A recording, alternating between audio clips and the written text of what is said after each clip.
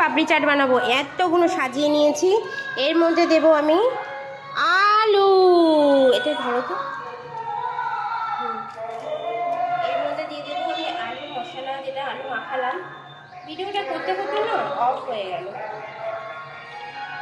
তো বাচ্চা অনেকদিন ধরে বলছে যে মা আমি পাপড়ি চাট খাবো, পাপড়ি চাট খাবো। তো বাইরের পাপড়ি তোকে দিতেই পারছি না, কারণ ওর শরীরটা এতটাই খারাপ। তো দেখো আমি দিয়ে দিলাম। দেখো ঘরোয়া যেমন সাদামাটা খাওয়াই ভালো। দেখো আমি দইটা ফাটিয়ে রেখেছি।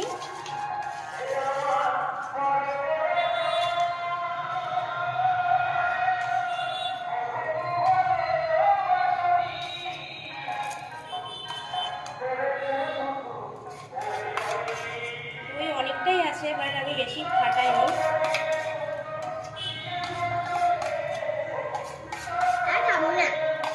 পাপাকে দিয়ে দেব।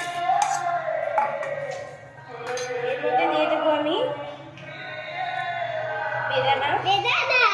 হ্যাঁ, এতটা কতটা সুন্দর কালারফুল লাগছে। এর মধ্যে যদি পুদিনা পাতা, তারপরে অনেক কিছু দিলেই ভালো লাগে, কিন্তু আমার অতটা এখন সময় নেই, বাচ্চাদের খিদে পেয়ে গেছে। একটু মশলা দিয়ে দেবো।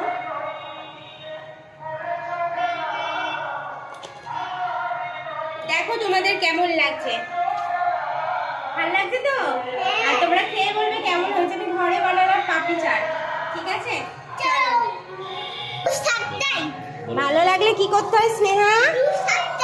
Do subscribe. ও বলতে পারে না, তাও কত সুন্দর বললো। ভালো লাগলে do like, share and subscribe করে দিও প্লিজ। তোমরা ভালো ভালো কমেন্ট করলে আমার ভালো লাগবে।